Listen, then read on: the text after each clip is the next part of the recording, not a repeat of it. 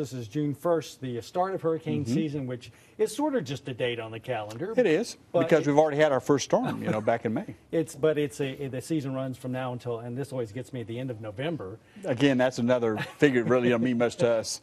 But it does mean we need to be a little more aware about what's going on in the Gulf. It's been a while since we've had a storm. In fact, Greg, I have this video from you from 1980. Blast from the past. 1986. 86, Hurricane Bonnie, the La Quinta sign.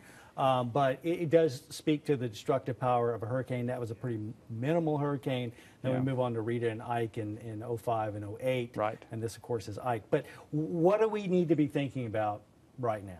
Well, again, just have your ducks in order, so to speak. Have all your supplies together. If you think you might want to stay, and no one's going to order you. Well, there'll be evacuation order, but no one's going to force you out of your home. But we strongly suggest you do listen to the evacuation orders. But if you want to stay, you need to have supplies. You have to have water. You have to have food. You have to have batteries. All these things, non-perishable items in particular. Yeah, living without power for days, if not longer, that's difficult. You can count on that, Yeah. It's almost a given we're going to lose power. Sure. And the other thing is evacuation.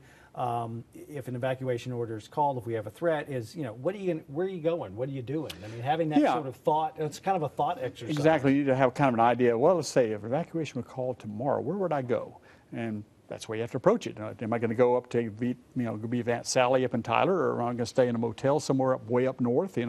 And those options are going to be pretty restricted as far as the motels.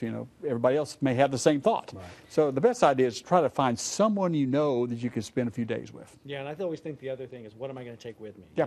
The important papers, obviously, if you have them in your home, photographs, there's things that people grab, and kind of knowing how you're going to get those. Because we know what within probably a day or so of an evacuation is going to come. You'll hear the chatter. If this continues to track like it is, then evacuation will be called. But suddenly you find yourself in that day trying to get a lot of things done, exactly. And that's the problem, is you run out of time. But the evacuation for Rita was far worse than Ike, and we had probably close to the same number of people moving.